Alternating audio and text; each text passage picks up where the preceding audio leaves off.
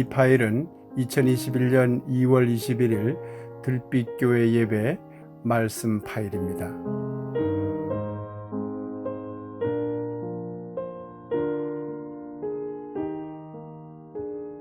말씀을 함께 읽도록 하겠습니다. 오늘은 마가복음 1장 12절에서 13절 두 절을 선택해 보았습니다. 함께 읽도록 하겠습니다. 성령이 곧 예수를 광야로 몰아내신지라. 광야에서 40일을 계시면서 사탄에게 시험을 받으시며 들짐승과 함께 계시니 천사들이 수종 들더라. 네, 오늘은 매일 출가하라, 이런 제목으로 함께 말씀을 나눠보도록 하겠습니다. 지금 사순절이 시작되는 오늘이 첫 주입니다. 사순절이라고 하는 이것은 부활절부터 거꾸로 계산해서 40일간을 사순절기라고 합니다. 일순, 이것을 열흘이라고 그러잖아요. 그러니까 사순, 그러니까 40일이 되는 거죠. 그런데 정확하게 계산하면 한 4일 정도 돼요. 근데 왜 40일이냐? 일요일은 뺍니다. 왜냐하면 일요일은 부활을 상징하는 날이니까 그 사이에 끼어 있는 일요일을 빼고 계산하면 딱 이제 40일이 되는데요.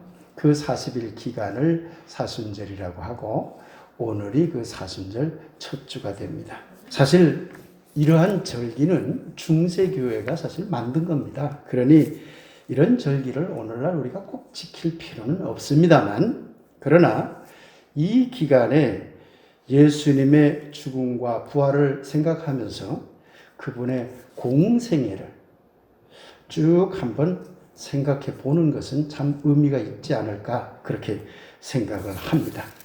예수님은 여러분이 잘 아는 바대로 베들레헴에 태어났습니다. 그러고는 여러 우여곡절 끝에 갈릴리 나사렛으로 가서 갈릴리 지역에서 자랐습니다. 우리나라로 치면 함경 북도쯤에 해당되는 곳입니다. 거기에서 자란 것이죠. 아버지 요셉이 목수였죠. 그래서 아마 학자들이 추측하기로는 예수는 아버지를 따라서 목수일을 배웠을 것이고 목수일을 하기 위해서 이것저것을 많이 돌아다녔을 것이라고 생각을 학자들이 하고 있습니다. 당시에 예수님이 살았던 갈릴리 지역에는 로마 지배자들이 세운 로마형 도시들이 크게 세워지고 있었습니다. 언젠가 말씀드렸습니다마는 나사렛 지역에서, 여기가 나사렛이라면, 강정이 나사렛이라면 중문 정도 떨어진 곳에 세포리스라고 하는 커다란 로마 도시가 건설되고 있었죠. 당연히 그 주변에 있는 목수들이 동원되었을 것입니다. 그러지 않았겠습니까? 그러니까 아마 예수님도 그런 여러 가지 건축일에 참여하였을 것으로 그렇게 학자들이 추론하고 있는 것이죠. 그런데 그러던 어느 날 자신의 친척이기도 한 세례 요한이 저 요단강가에서 무엇인가를 그렇게 떠들고 있다는 소리를 들었던 거죠. 도대체 세례 요한이 뭘 그렇게 외치고 있는가? 그러고는 세례 요한을 찾아갑니다. 요즘 말로 쇼크를 먹었던 것 같습니다. 아니, 세례 요한이 저렇게 훌륭하단 말인가? 그러고는 세례 요한 밑으로 들어가서 배우게 됩니다. 그리고 마침내 세례를 받습니다. 그런데 여러분, 오해하면 안 됩니다. 예수님이 광야 들어가서 막 시험 받고 여러 가지 훈련을 한 다음에 나중에 세례 요한으로부터 세례 받은 게 아닙니다. 세례 요한을 찾아가서 세례 요한으로부터 먼저 배우고 세례를 받습니다. 그러고는 내가 이렇게 살면 되겠는가? 목수일도 버리고 집안일도 버리고 부모님도 그 당시는 요셉은 돌아가신 걸로 봅니다만은 마리아는 살아계셨으니까 어머니도 떠나고 형제들도 떠나고 훌을 다 내던지고 광야로 들어가 버린 겁니다. 성세는 광야로 들어갔다고 했지만 우리 한국 사람들이 흔히 쓰는 말을 빌리면 출가해버린 것이죠. 집을 완전히 떠나버린 것입니다. 공생애란 출가한 삶입니다. 모든 걸 떠나보낸 삶이 예수님의 공생입니다. 석가모니라고 존경받는 여러분 시달타라는 분을 아시죠? 그분도 출가했습니다. 그런데 불교에서는 이 시다르타가 어떤 이유로 출가했는지에 대한 그 이유를 매우 중요하게 다룹니다. 여러분 잘 아실 겁니다. 생로병사, 네 가지 고통이라고 하죠. 사고 또는 그것을 사상이라고 합니다만은 이 생로병사의 문제를 해결하기 위해서 시달타는 출가했습니다. 그래서 그는 그 출가한 이유에 매달려서 묵상하고 기도하고 여러 가지 다양한 수행을 하였던 것이죠. 그것이 시다르타의 공생입니다. 그런데 참 안타까운 것은 한국 개신교는 왜 예수님이 공생애에 들어갔는지, 즉 왜 출가했는지 이 문제에 대해 거의 고민하지 않습니다. 그냥 예수만 믿으면 천당 간다고 떠드니, 아니 예수님이 출가한 것이 매우 중요한 일인데 왜 출가했지? 한국 개신교는 거의 묻질 않아요. 이래서 되겠습니까? 우리가 예수님을 따른다고 하는 것, 오늘 박호영 권사님이 기도 중에 나왔잖아요. 예수를 따른다고 하는 건 뭡니까? 예수님 목수 시절에 예수님이 살았던 걸 따르겠다는 게 아니잖아요. 공생애를 따르겠다는 거잖아요. 출가한 삶을 따르겠다는 거예요. 그런데 출가한 이유나 출가에 대한 예수님의 고민에 대해서 교회에서 안 가르친다? 이거야말로 심각한 문제인 것이죠. 예수님은 왜 출가했을까? 이 문제는 매우 중요합니다. 예수님의 공생애 역시 예수님의 출가 이유와 맞물려 있기 때문이죠. 때문에 출가를 제대로 이해하지 않고서는 예수님의 공생애를 제대로 이해할 수 없게 되는 것이죠. 한국 교회가 소홀히 다루는 출가자 예수에 대해 우리 교회에서는 오늘뿐만 아니라 앞으로 두고두고 또 여러분끼리 깊이 있는 이야기들을 나눴으면 합니다. 그리고 예수님의 출가의 의미를 통해서 21세기를 살아가는 바로 우리는 어떤 출가의 삶을 살아야 될 것인지에 대해서도 함께 고민할 수 있었으면 합니다. 출가한다는 것은 다 여러분 아시겠죠? 나가다 하는 의미를 가진 나갈 출자, 그리고 집가자, 집을 나갔다는 얘기죠. 그런데 우리가 살아가는 건물로서 집을 떠났다는 말이 아닙니다. 이때 가의, 집가자 이 가의 의미가 매우 중요합니다. 이 가는 단순한 건물이 아니라 가족이라든가 집안이라든가 그 가문이 갖고 있는 전통이나 어떤 가통 같은 것을 통틀어서 가라고 합니다. 그러나 가라는 이 집가자의 가의 문제는 개인적인 집안의 문제에만 그치는 것이 아닙니다. 여러분, 도가 이렇게 얘기를 하죠. 불가, 유가, 묵가, 법가, 유교를 유가라고도 합니다. 불교를 불가라고도 합니다. 왜 그럴까요? 그것은 일정한 사상을 공유하고 그런 사상을 주장하는 사람들의 집합을 가라고 하는 거죠. 패밀리라는 말이에요. 패밀리. 네. 일정한 어떤 사상과 가치와 관습의 울타리 그 자체를 가라고 하는 겁니다.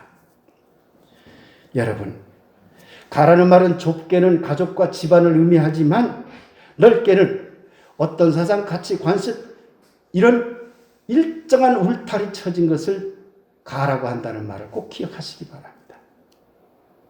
따라서 출가라는 말은 단순히 가족과 집안을 떠나서 훌훌 혼자가 되었다는 말이 아니라 기존에 고착된 사상과 가치체계, 관습과 전통이라는 울타리를 떠나 새로운 형태의 삶, 새로운 사상과 생각, 새로운 종교와 문화 속으로 들어간다는 것을 의미하게 됩니다. 이를 더욱 요약하면 기존의 가치체계를 넘어서기 위해 그 가치체계를 떠나는 것을 출가라고 할 수 있는 것이죠. 그런 의미에서 보자면 출가야말로 진정한 의미의 메타노이아. 교회에서는 흔히 이걸 회개라고 하죠. 그러나 회개라고 번역한 것은 적절한 번역이 아니죠. 메타노이아라는 말은 회개라는 말보다는 전환이라는 말입니다. 대전환. 삶의 방향을 대전환시킨 출가가 뭡니까? 내가 이렇게 살아가던 길을 훌쩍 다 끊어내고 대전환시켜버린 것이죠. 예수가 그랬다는 말입니다. 여러분, 예수는 무엇으로부터 출가했을까요? 그럼 이제 매우 중요한 게 떠오릅니다. 예수님 당시에 집가 짜로서의 패밀리, 그건 무엇이었을까? 그 말입니다. 지금부터 2000년 전 예수님이 살았던 갈릴리 유대인들에게 가장 중요한 가치체계, 출가에서 말하는 그것은 바로 유대율법과 전통이었습니다. 당시에 그들의 모든 삶은 유대율법과 전통이라는 가치체계에 의해서 판단되었습니다. 유대율법과 그들이 만들어 놓은 장로유전이라고 하는 전통에서 모든 것을 다 판단해 버렸습니다. 예수님은 무엇으로부터 출가한 것이겠습니까? 바로 유대인들이 그토록 믿고 따랐던 유대율법과 전통을 넘어서기 위해서 그것을 출가해버린 것입니다, 여러분. 그걸 알아야 됩니다.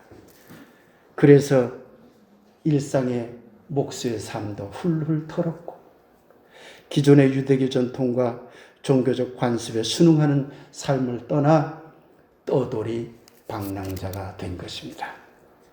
그렇다면 21세기에 우리가 출가해야 된다면 우리도 우리 앞에 놓여 있는 기존에 굳어진 가치체계를 볼 줄 알아야 됩니다. 그래야 그것으로부터 출가할 거 아닙니까? 21세기에 기존의 가치체계로 굳어진 집가의 가짜로서의 가치체계는 무엇일까요?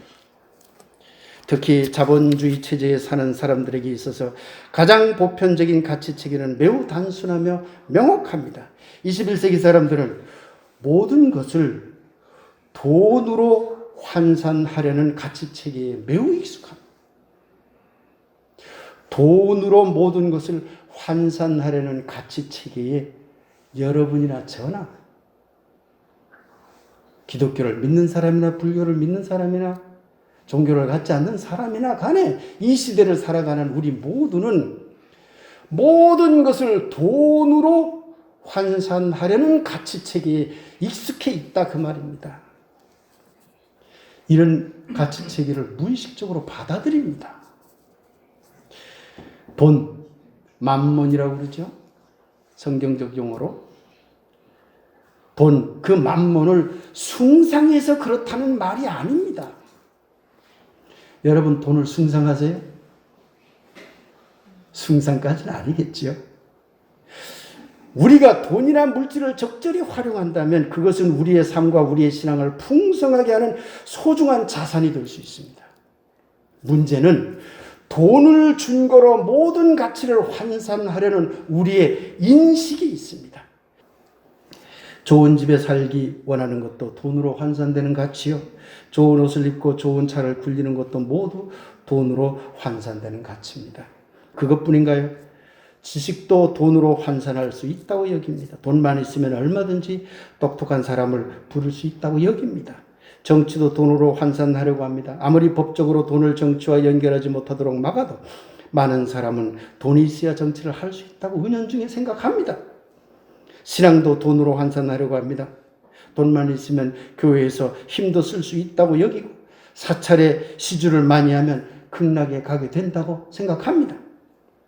21세기에는 종교와 신앙조차도 돈으로 환산되는 가치로 전락하고 있는 것입니다. 이처럼 돈이 모든 가치를 재는 척도가 된 세상에 우리는 살고 있습니다. 예수님이 살았던 지금부터 2000년 전의 유대 땅의 가치 척도는 돈이 아닙니다. 그들의 가치 척도는 유대 율법과 전통이었습니다. 그런데 지금 우리가 사는 21세기의 가치 척도는 돈 하나로 귀결되고 있는 것이죠. 참 슬픈 일입니다. 21세기를 살아가는 우리가 출가해야 한다면 무엇으로부터 출가해야 하겠습니까? 그 답은 이제 명확해졌습니다. 모든 것을 돈으로 환산하려는 가치 체계로부터 출가해야 합니다. 돈 벌지 말라는 말이 아니라 모든 우리의 가치를 돈으로 환산하려는 우리의 인식으로부터 탈출해야 한다는 말입니다. 그런데 이게 얼마나 어려운 일인가요? 돈이 모든 것의 환산 가치 척도가 되어버린 세상에서 바로 그런 가치 체계를 넘어서라고 하니, 그것이 21세기에 출가가 되어야 한다고 하니 참 얼마나 어려운 일인가요? 그럼에도 우리는 이런 가치 체계를 넘어서기 위해 우리가 할 수 있는 출가의 길을 가야 합니다. 기독교가 만몬으로서 돈을 숭배하지는 않는다 해도 돈을 모든 가치의 환산 척도로 보는 이 시대의 인식 안에 마냥 그대로 갇혀 있으면 기독교는 결코 대전환을 할 수 없을 것이고 결국 망할 수밖에 없을 것입니다. 제가 알고 있는 어느 목사님의 가슴 아픈 이야기를 여러분들에게 간단히 좀 전해드리고자 합니다. 제가 매우 잘 알고 지내는 은퇴 목사님이 한 분 계십니다. 이분은 한 교회에서 30년을 목회하며 교회의 혁신과 사회 민주화에 크게 기여하셨습니다. 우리 부부는 지난 설 명절 기간에 그 목사님 댁을 방문하여 목사님 부부와 여러 가지 이야기를 나누었습니다. 나중에 한 일입니다만 그분은 담임 목사 시절 저보다도 상당히 적은 봉급을 받았더군요. 넉넉한 삶이 아니었던 것이죠. 그래서인지 그분은 퇴임을 생각하며 작은 땅을 운 좋게 마련했고 또한 운 좋게 연립주택까지 지을 수 있었습니다. 그런데 이런 것을 본 그 교회 몇몇 장로와 권사들이 앞장서서 교인들에게 목사에게 돈이 많으니까 원로 목사 추대를 반대하라고 했답니다. 모두 매우 운 좋게 은행 대출을 받을 수 있어서 땅도 사고 집도 지을 수 있었던 것인데 말입니다. 그 목사님도 퇴임 후에 살아야 할 집이 있어야 하지 않겠습니까? 그래서 그 목사님은 교인들에게 손을 벌리지 말고 스스로 살아갈 집을 마련하기 위해서 애쓴 것인데 돈이 많다느니 어쩌고 하면서 원로 목사 추대를 거부하도록 장로와 권사들이 부추겼고 결국은 원로 목사가 되지 못했습니다. 그분의 인생이 날아가 버린 것이죠. 교회는 돈으로 환산할 수 없는 그분의 목회 열정과 그분의 목회 성과를 생각하며 원로 목사로 추대하는 것이 마땅했습니다. 그러나 목사의 목회 열정조차도 돈으로 환산하는 어리석음에 빠졌고 30년이라는 오랜 기간의 그 열정과 아름다운 신앙 여정들은 모두 내팽개친 그런 꼴이 되고 말았습니다. 그 목사님 부부는 아직도 어렵게 빚을 물고 있다고 합니다. 80대 중반이 되신 분입니다. 그런데 그분은 우리 부부에게 난 행복한 사람입니다 라고 말하더군요. 어린 시절 부모 없이 자란 이야기, 어렵게 신학대학을 나온 후 목회하게 된 이야기를 하며 자신이 다양한 목회 활동을 할 수 있었던 것은 모두 하나님의 축복이라고 말하더군요. 그분이 이런 말을 할 때마다 저는 자꾸만 사실은 눈물이 났습니다. 여러분, 종교가 돈으로 모든 것을 환산할 수 있다는 가치체계를 무의식적으로라도 받아들인다면 그 종교에는 희망이 사라지고 말 것입니다.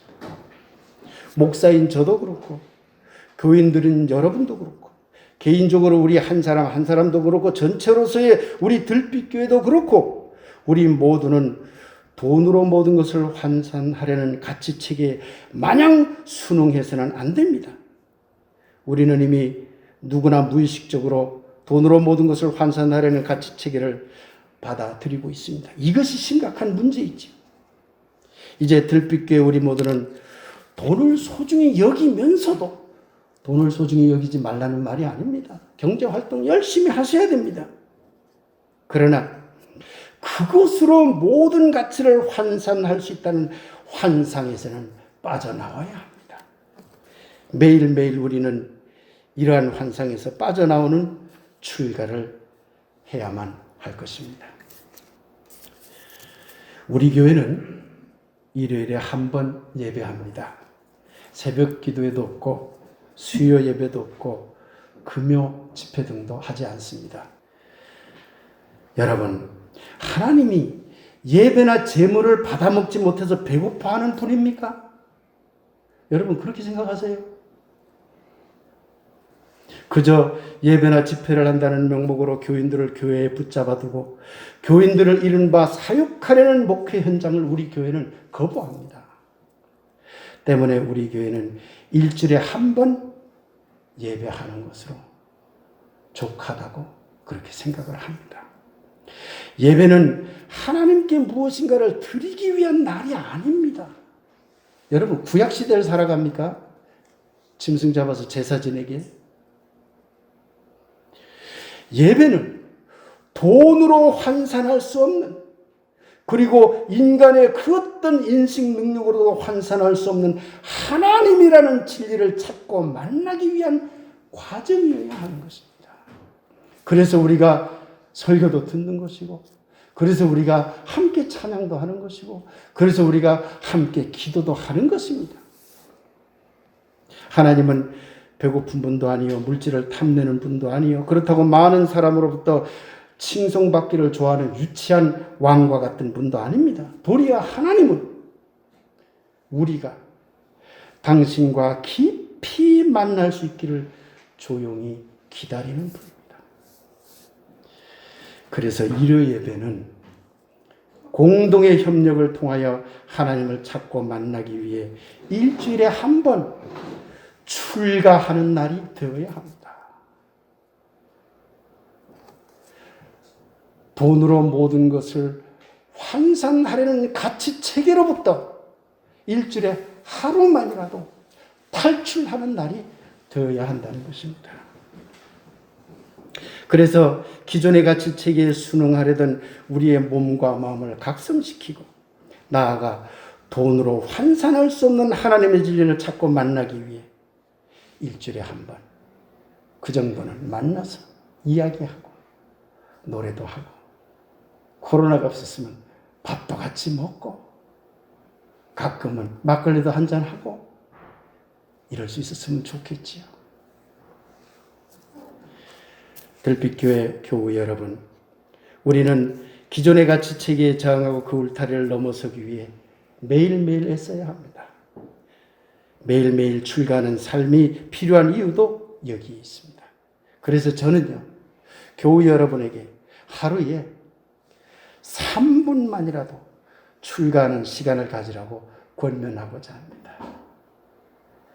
예수님이 3년 공생애를 보냈는데, 부처님이 몇십 년 공생애를 보냈는데 하루에 3분 못하겠습니까? 아침에 일어나서 3분도 좋습니다. 밖에 일하다가 잠시 3분이라는 짬을 내어도 좋습니다. 잠자기 전 3분도 좋습니다. 여러분의 하루 중에서 3분의 짬을 내어 그 시간에 돈으로 모든 것을 환산하려는 가치체계를 벗어나서 돈으로 환산할 수 없는 하나님의 진리와 사랑을 우리 마음에 되돌려 놓는 3분이라는 시간을 매일매일 만들었으면 좋을 것 같습니다. 매일매일의 3분의 출가 명상이 여러분의 인생 전체를 아름다운 출가자로 만들어 갈지도 모르겠습니다.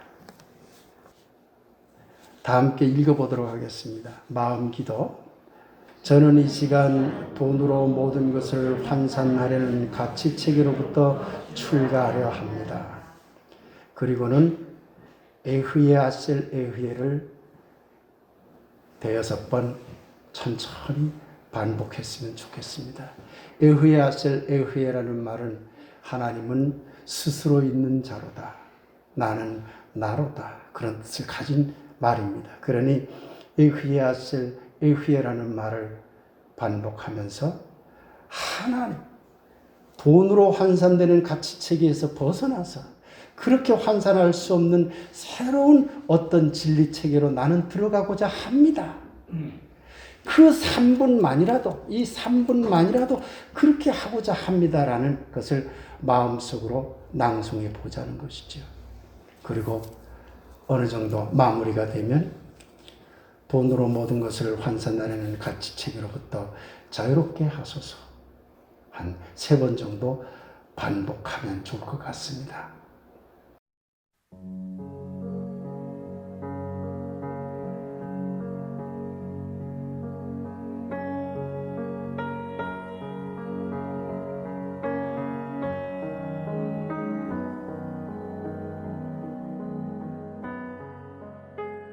저는 이 시간 돈으로 모든 것을 환산하는 가치체계로부터 출가하려 합니다.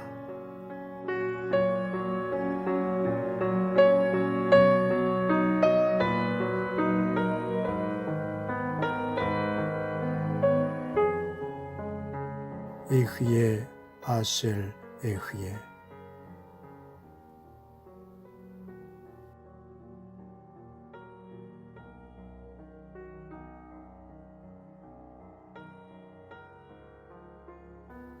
에흐예 아셀 에흐예.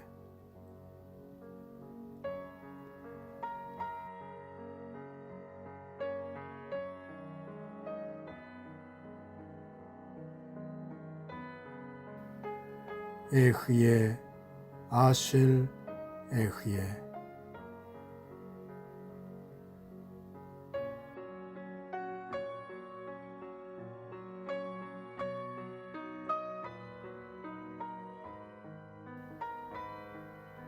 에흐예 아셀 에흐예.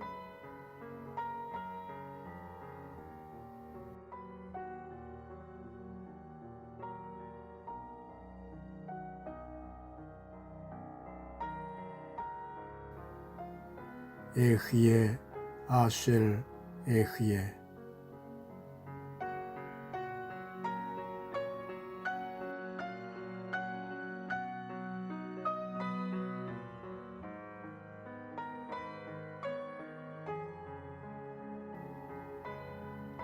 에흐예 아셀 에흐예.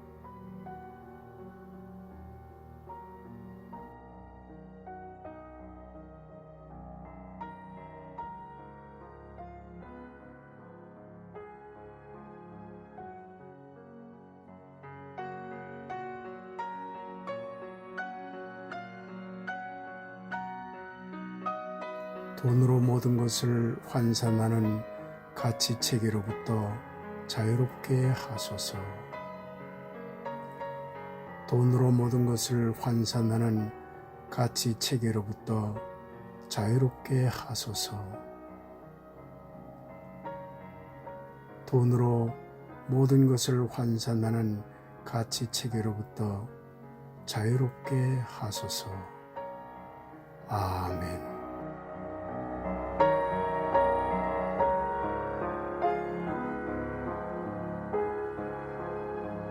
사랑하는 들빛교회 교우들과 이웃 여러분, 오늘은 사순절 첫 주를 맞이하여 예수님의 출가에 대해서 함께 생각해 보았습니다. 그리고 21세기를 살아가는 우리는 어떻게 출가해야 할지에 대하여 함께 생각해 보았습니다.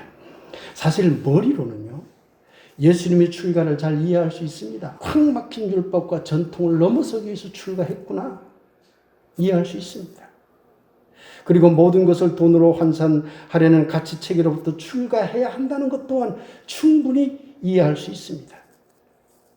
그러나 우리는 예수님처럼 출가를 실행하지 못해 머뭇거립니다. 이 점이 다른 것이죠. 출가란 사실 그리 쉬운 일이 아닙니다. 그러나 매일매일 3분 출가라는 작은 명상을 실천하는 일과 일요 예배를 출가하는 날로 삼아 예배에 참여하는 일을 우리가 하려고만 하면 얼마든지 할 수 있을 것입니다.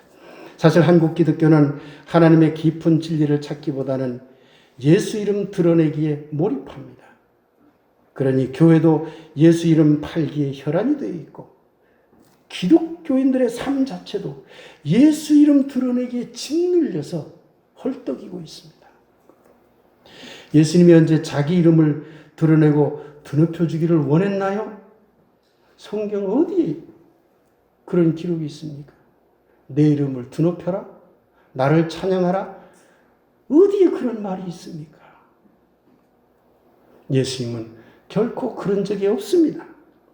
예수님은 자기 이름을 드러내기는커녕 자기를 숨기면서까지 끊임없이 하나님을 찾아 나선 분입니다. 당시 유대율법과 전통이라는 가치 척도로 딱 규정된 하나님이 아니라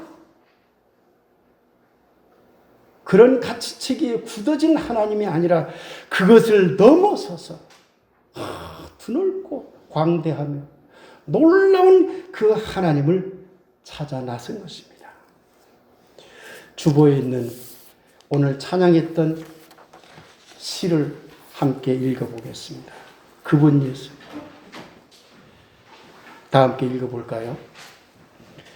골고다 길에 십자가를 지고 힘겹게 숨을 몰아쉬던 그분, 고통 속에도 따스한 미소로 모두의 마음 여미게 한 그분, 광야길을 향해 집을 나선 발길, 두려움과 외로움 속에서도 하늘 뜻을 찾으리, 땅의 뜻도 이루리, 침묵 속에 뜨거운 눈물 흘리며 모든 생명 함께 살기 원한 그분 예수.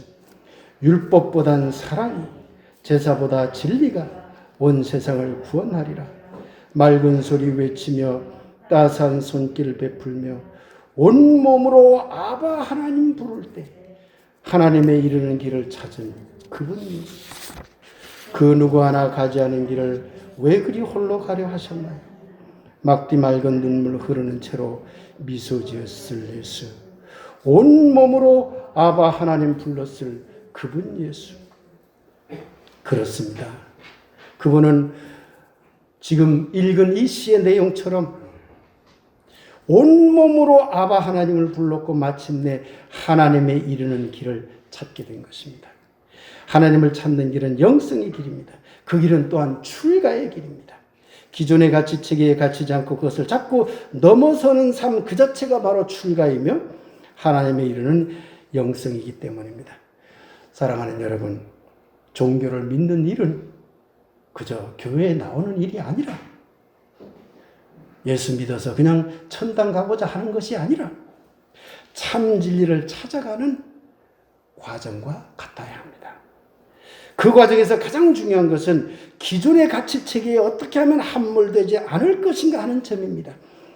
사실 위대한 선각자들은 기존의 삶을 훌훌 털어내는 용기를 가집니다. 그러나 우리는 그런 용기를 내지 못합니다.